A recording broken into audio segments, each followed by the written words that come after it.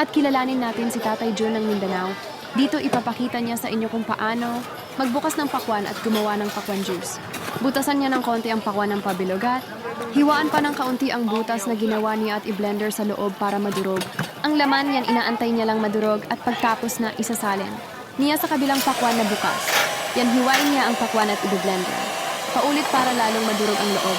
Siya pa lang ang nakaisip at nakakagawa nito sa Mindanao. At sa Pilipinas, at yan nilalagay niya sa plastic cup yan at ititinda na niya.